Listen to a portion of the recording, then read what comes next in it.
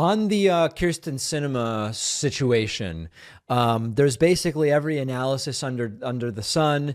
This was done and timed in a way just to upset Democrats, which doesn't seem to. I mean, it seems strategically like it leaves a little something to be desired in terms of an explanation. There's the Arizona explanation, which is Sinema was facing a challenge from a progressive Democrat. By becoming an independent, she's able to short circuit that possibility and maybe turn it into a three-way race in which the incumbent independent easily wins re-election in Arizona. That's another possibility. Three is she just really wants attention. And when it's 51-49, the way to get attention back is to at least threaten that maybe it's actually 50-50 again. What's your best assessment of the timing and the decision? I'm someone who has defended Sinema over the course of the past years. She's arguably the most effective legislature the Democrats have had. I know the counter argument is, well, she, kneecapped their dream agenda. So don't give her credit for passing something smaller. But part of that argument was that it was impossible to get to 60 on things. McConnell wouldn't let you get to 60 on infrastructure or gun safety or the Electoral Count Act or what have you. And that proved not to be true. Sinema was the person doing those deals, actually doing the negotiations and finding the common ground. So I think she deserves credit for that. And I think she has taken away the wrong lesson from that experience. She was able to do what she did because she could bank on 50 Democrats, right, for whatever compromise she hashed out, because there was an intrinsic, parties tend to be favorable to their incumbents, assuming they're going to be the nominees. That Arizona is a closely divided state. A Democrat can't guarantee to win a statewide election there.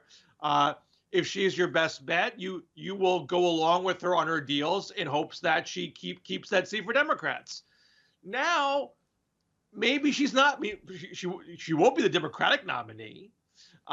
Maybe Democrats can put up a nominee that can be competitive in a three-way race.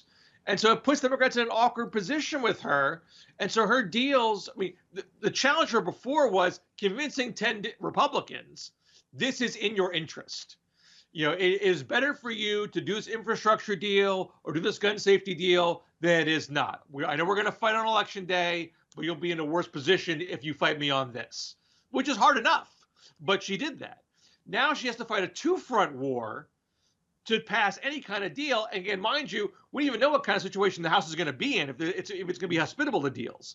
Her political value is, I'm the person that gets things done. If she's no longer that person, then she has a harder argument to make.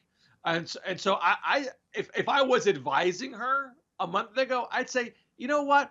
Why don't you wait and see what happens with the speaker's race? Right. Why don't you wait and see if you can get a couple more deals under your belt for election day? Why don't you do a little outreach to the Democrats in Arizona and say, hey, look, this is where my thinking's at. There are other Democrats that break ranks from time to time, and you'll have nearly as much upset with the base as Sinema does in Arizona because she hasn't done that outreach. And so I hate to play, armchair psychologist with this stuff, but you look at the recent reporting that the Washington Post did on this, which suggests that this was sort of in the making for a long time. And I just kind of come down to, I just think I don't like the attention argument because, quite frankly, she doesn't do a lot of media. I think she does a lot of things that don't attract attention. But I do think she likes being a party of one. She likes following her own compass. She doesn't like having to play the footsie with the elements in the base that don't get what she's doing.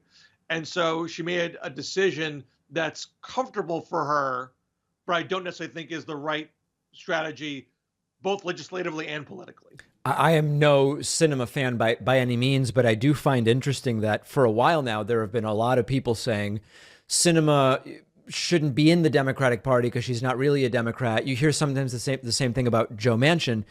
The people who didn't want her to be a Democrat have sort of won in the sense that now she isn't a Democrat, but now they're still mad. And there's like something interesting about that. But as I've said before, when people talk about you got to primary Joe Manchin with a progressive, if a progressive defeats Joe Manchin in a primary in West Virginia, I don't see any way that that progressive wins. I think that that seat becomes a Republican seat. Arizona's dynamics are different than West Virginia, and an actual bona fide three-way race is a very different situation than Manchin being primaried by a progressive. But there is some state level strategy here that is at least a little more connected to reality than the West Virginia Manchin thing, it seems to me.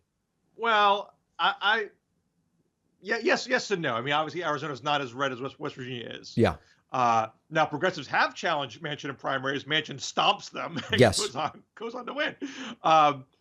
Look, Arizona, if it's blue, it is just barely blue. Even this past election, look, Democrats managed to win governor and Senate, but not House. Right. The House popular vote was Republican, and even if you make some estimates, because there are a couple of uncontested races, even if you use some estimates there, Republicans would still have an edge in the popular vote. You know, Republicans put up truly insane candidates for a swing state and got burned. If they learned their lesson and put up, you know, center-right candidates, you can't count on any old Democrat holding on to any seat in Arizona. So the notion that, I mean, yes, Sinema's numbers are bad. And I think she did things that I think her issue set is perfectly fine for Arizona. I think her legislative success is excellent for Arizona. I think the optics she's chosen to do along with it have been terrible and somewhat self-sabotaging. And so it puts her in a precarious position. But if you get Ruben Gallego or Greg Stanton, and that person can get, you know, 30, I mean, a three race is just such a jump ball. Yeah. Because you have no idea. First, you have no idea, are you getting a Carrie Lake or a Doug Ducey type on the Republican side? That's a huge difference. And we really don't know. You can't look at a poll today and really know how much does Sinema pull from the center right and the center left. I mean, I wouldn't be optimistic about it, to be honest, because you look at the races where independents have won. Typically speaking, one party's candidate just tanks, Right. making it easier for the independent to pick up the lion's share of one party's votes. There are a couple of ones I'm aware of where an independent won with credible Republican Democratic candidates.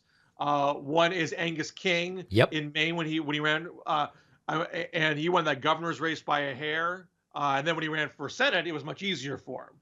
But you're talking getting in the upper 30s to win that kind of race. The other one is Jesse Ventura, governor of Minnesota, one I know a little bit more about.